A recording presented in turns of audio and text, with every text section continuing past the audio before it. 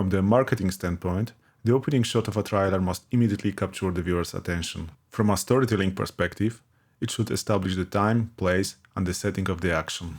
So we choose the City Vista as this, in theory, should be a good candidate to fulfill both conditions.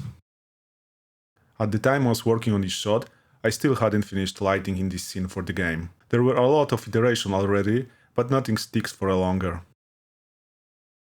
Surprisingly, being forced to figure out whole scene lighting for the cinematic shot was extremely helpful later on. Almost all lighting from the cinematic was transferred back to the game. Of course in much more optimized way, but still, the same shot in game is very similar.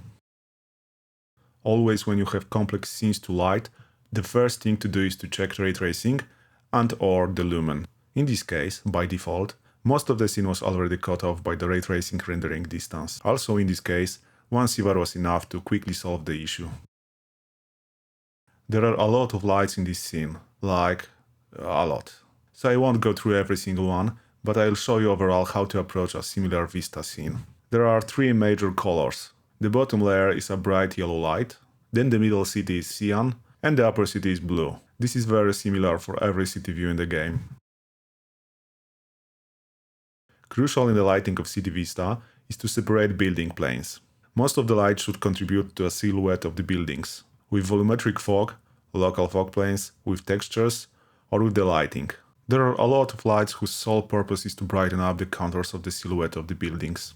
Everything that will separate each depth layer of the scene is welcome here.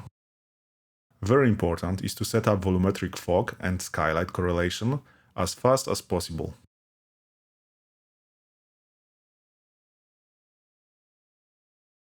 Fog's purpose is to soften the scene, making colors more uniform. Both skylight and the fog together should reduce the contrast in our scene and even out the colors. Almost wash them out a little bit, as we don't want these bright neons and very deep dark colors close to each other.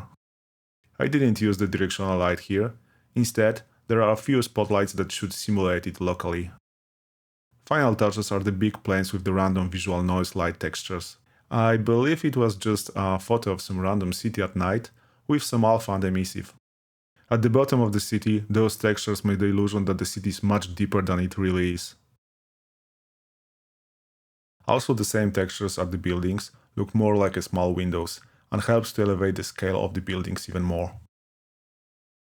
The rain is exactly the same as in game. We actually created it for cinematic and then used in real time. There are two types of the rain: local particles attached to a camera and a big planes with a moving texture that should simulate the rain from the far away.